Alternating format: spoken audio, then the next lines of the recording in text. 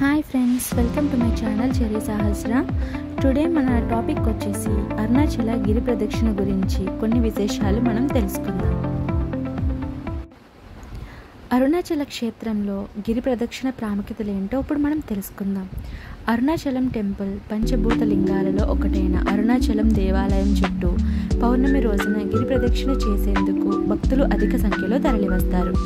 అయితే ఈ రోజునే ప్రదక్షిణ ఎందుకు చేయాలి, అందుకు గల కారణాలేంటో ఇప్పుడు మనం తెలుసుకుందాం.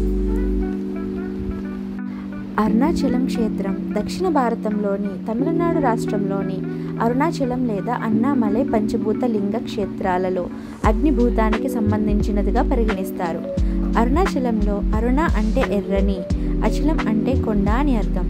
అంటే ఎర్రని కొండ అని భావం. మనం చేసిన రుణ పాపాలను తొలగించినది అని అర్థం అని పండితులు చెబుతారు. అదే తమిళంలో అయితే తిరువన్నమలై అంటారు. శివభక్తులు తిరువన్నమలైకి కైలాస పర్వతంగా పరిగణిస్తారు. తిరు అంటే శ్రీ, అన్నమలై అంటే పెద్ద కొండ అని అర్థం.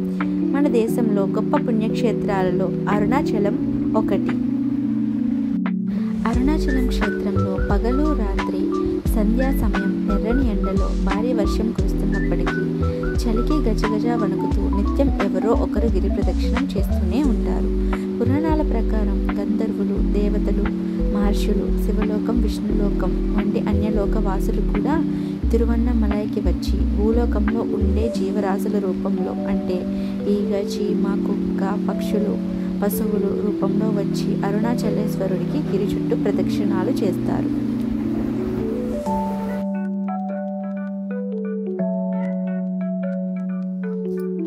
గిరి ప్రదక్షిణం ఎందుకంటే అరుణాచలేశ్వరునికి జ్యోతిర్లింగ స్వరూపం కావడం వల్ల, ఈ గిరి చుట్టూ ప్రదక్షిణ చేయడం వల్ల సాక్షాత్తు శివుని చుట్టూ ప్రదక్షిణం చేసినట్టేనని చాలామంది నమ్మకం.